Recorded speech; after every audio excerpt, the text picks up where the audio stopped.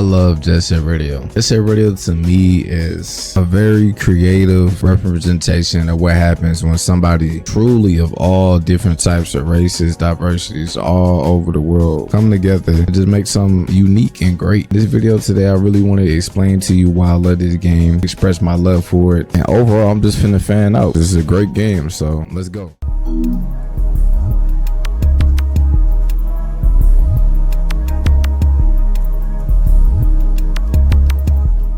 2222 is crazy to release a game out, right? But based upon that, before we get into Jet Set Radio future, let's talk about Jet Set Radio or Jet Set Grind Radio. Originally came out on Dreamcast on June 29th of 2000. Revolutionary story behind it, I think, is just fascinating to me personally. It's like any story, every story has an underdog. Still, Sega and Dreamcast back in the day, people was kind of walking away. Dreamcast actually went out of business in 2001. Crazy to me, I didn't even know that. Apparently back in the day, people was just not messing with Dreamcast. The demand for Dreamcast just was not as much as it was for PlayStation. And you know, PlayStation's biggest rival is Microsoft. This was supposed to happen in history, and I feel like this was just a canon event. Microsoft was releasing a console, Dreamcast just went out of business, and Smallbit actually still wanted to have Jet Set Radio sponsored or put on some type of platform so they could grow their audience. And I feel like this was a great move from Microsoft. They wanted to partner with Smallbit, basically bring them on their team so they can have that as one of their debut games that launched on their consoles. This is a great contribution from both companies. You know, this is very smart on their part. So I'm not the person that really believes in coincidence. I feel like things are put in place for a reason. So this was a magical moment for them, kind of like the universe was aligning for them. So I think this is one of the biggest and magical points for them, for Smallbit. You know, I'm really appreciative of that moment for them. They got that big chance to really show what they got, and that's how we got Jet Set Radio Future.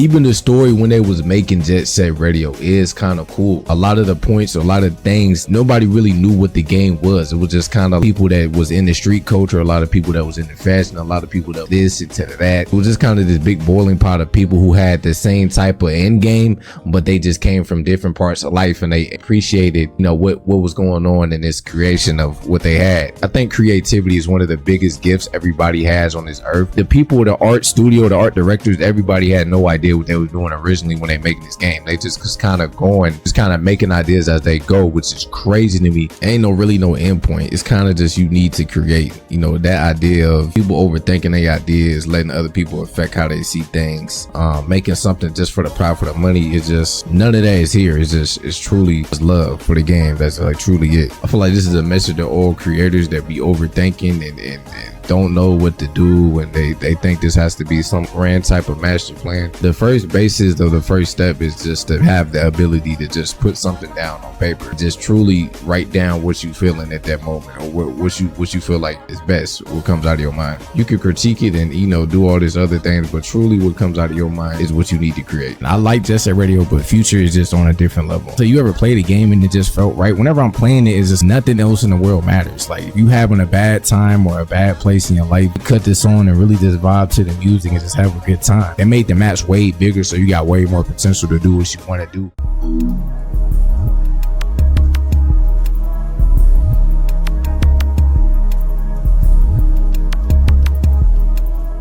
In my opinion, the thing that really makes this game powerful is the music, and not just the music, the backstory in the music, from the samples people got, from the remixes people did, the Y2K style of the game, the hip hop culture, plus like the rebellious feeling that the game gave you. It really stood out, and that's why I really feel like it made history. You got a whole bunch of street teenagers coming together, banding together, unifying against a corrupt system that's trying to push the narrative on certain people, what to eat, what to think, usually. And I feel like this is a counteractive exact mirror of what's happening on today's time. I feel like this game was ahead of its time, even representing what we going through even today. I want to go back to the music part. The music part is such a vibe. When you're playing this game, it just feels like you are in a different universe. The tracks that people made on this game is just universal. And I want to say music is very powerful. Music has the power to change you subconsciously. It changes what you think, how you feel in that exact moment. Music has the ability to change what you think, and even if you don't even realize it, is doing that. That's why it's very, very important to really realize what you're paying attention to or what you focus to, because that's what your energy is going. But this game whole system is revolved around music that is just exhilarating. It's pumping you up. It's a vibe. Some of the music is techno, you know what I'm saying? It's punk. It's hip hop, which is one of my favorites. The music is bringing the game to life. You feel it when you playing it. I love that they pulled music from the 60s, from the 70s to the 80s to the 90s and combine them into a conglomerate of just a beast.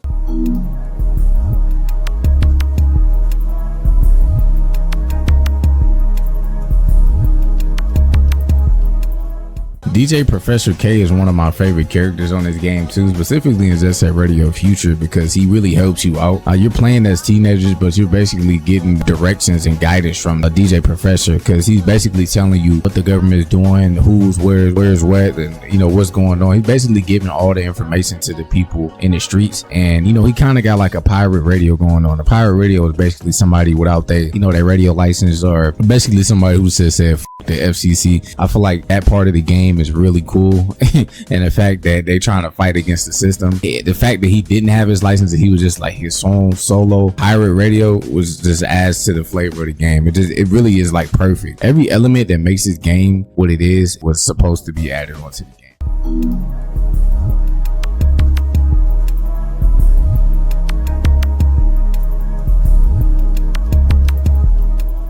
I love the hip hop aspect of this game. If you just look into the history, it really gives a direct correlation to what people felt in that moment. Just like speech that was sampled in the concept of love, just being that. Like, do you really understand the concept of love? The fact that he's saying it over and over again, kind of putting you in a trance to really make you understand what is he saying. Like, what is the concept of love? So you got to look into these songs deeply, understand what they're saying. I think it's a very powerful song to start at the beginning of the game, because the music puts you in a trance, and this could be, it could be good or bad. Some people it's no good or bad in the world, but if it's putting it in a trance and making you kind of think about what does love mean, having compassion for your fellow man and fellow woman, regardless of how they look or how they sound, I think that's very powerful, and I think it did positive things in the world. A lot of healing, a lot of good memories came from this game, and I think that's amazing. In 23 years since this game has actually released, the fact that it still has the cult-like fan base, the fact that every time you talk about this and somebody's played it, something instantly glows in their head. The nostalgia is different. People can connect over this game, which is very powerful. A lot of games can't last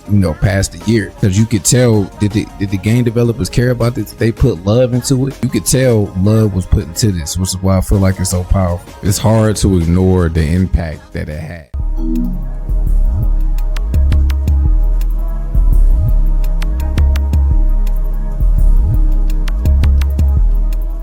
I bet a lot of people in real life have started skating because of the game. I feel like this game has inspired people to actually start skating, including myself. I never even considered skating until I actually started to really learn the history of this game. It's a certain type of rhythm and it's a certain type of vibe to skating, even if you do it in real life and you kind of feel it. And some people master it. Even on TikTok or some social media, you can see people just skating backwards in public, and I think that's actually so crazy and cool.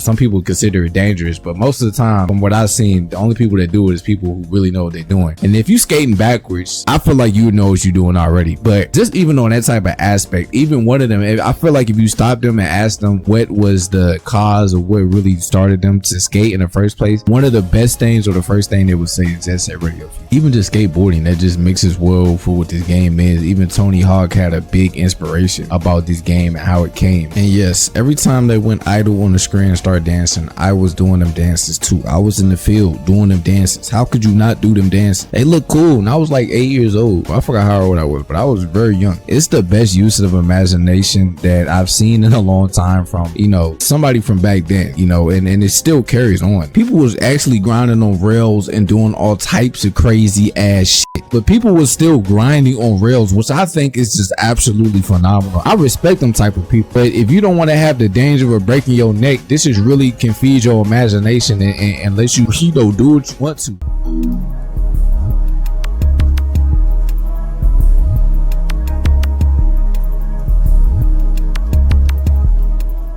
I'm not gonna lie, right now, let me just give a shout out to any speedrunner, because I don't really know the history about speedrun on this game, but I have looked at speedrun. If you have looked up no speedruns on JSRF Radio, look at it and look how they play the game. They make you want to play the game, and they make it so clean and look effortlessly. Like, they make the game look so fun to play, even though they put hours and hours of practice in, which I respect. But even my gameplay has gotten better just looking at certain type of speedrun JSRF Radio Future, and just the imagination and the creativity some of them have to get either a faster time or just make their gameplay just look so smooth is fascinating to me, because any type of game I'm playing, I like to have agility, I like to look cool, I like to have a little bit of finesse to my style, and I like to play the most efficient way possible. No, that's how I universally would like myself to play. Sometimes I play based up on emotions, but this game, even looking at speedrunners, has changed the way I looked into the game, because even that community has a certain type of cult following to it. I think this game has created a whole bunch of avenues for people to just, you know, kind of be themselves, and it's really like it's one of those things that if you know what I'm saying, but if you know, you really appreciate what this game is. And even like saying 2 years ago or 1 year ago, I ain't know none of the history and I still appreciated the game. Learning what has happened, all the effort and the history and the different people, you know, that scene on Powerpuff Girls where they got that big ass pot and they just throwing ingredients into the pot. Literally, that's what JSRF Radio is like, but they put all the right ingredients in and created amazing game. Literally, one of the video game music composers that we really got to just bow down to and give a lot of credit to is Hideki Naganuma.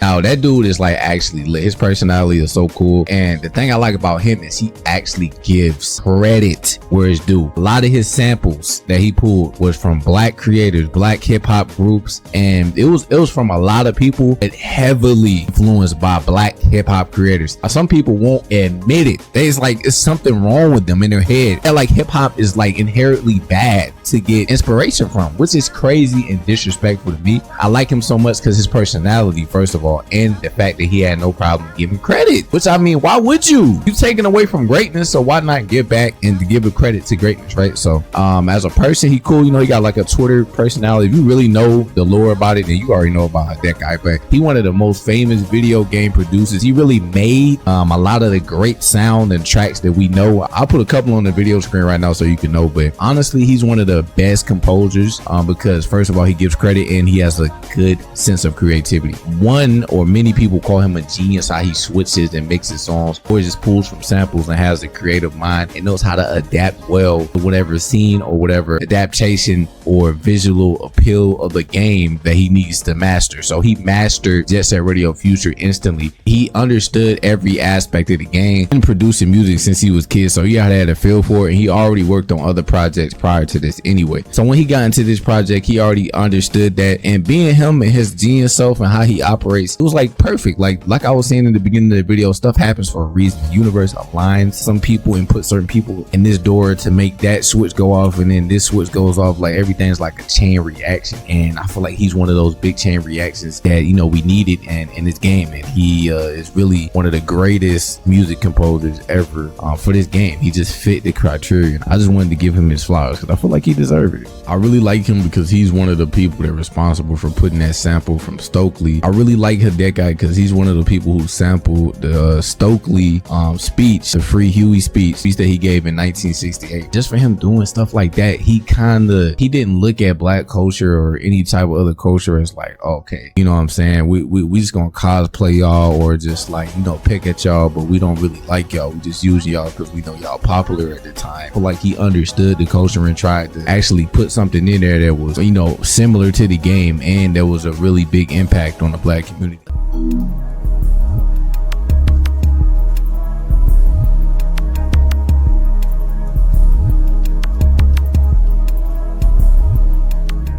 Another thing I want to highlight on the game is just the art style. The art style is so cool. It just goes from being dull and just muddy to bright and vibrant. And I hate the sewage stage, but I like it at the same time. I hate playing it, but like visually, the map is cool. Me playing it though, absolutely hate it. Like it's still one of my least favorite maps because it's big as hell and it's annoying. But the stage design is pretty cool. All the stage design I really do like. I think one of my favorites is 99th Street. 99th Street had one of the best designs on the game. It just visually was appealing. Like it looked cool. It made me actually want to visit like Japan when I was little, because I thought like Japan looked exactly like this at nighttime and just looked cool. Shibuya Terminal is honestly one of the perfect maps to really train and get good at movement on that game, because it's just a whole bunch of platforms and stuff to like reel on. One of the most underrated one in my opinion is Highway Zero. I love Highway Zero. Highway Zero is one of the best maps on that goddamn game. 99th Street and Highway Zero, realistically probably one of my favorites. That's another thing I like. Not even just the map, it's just the people's design. Even Beat's shirt, I love Beat's shirt. Like I love his design of his shirt. I like the design of DJ Professor K. I like the design of Yo-Yo. I think Yo-Yo was one of my favorite designs just because he just looked cool as hell. Jazz was one of my favorite black characters on there, and Q was cool too. And like it's just a whole bunch of elements to the game. This is just a little bit of my love. You know, I just wanted to get this off my chest. I wanted to really show how much I appreciate this game.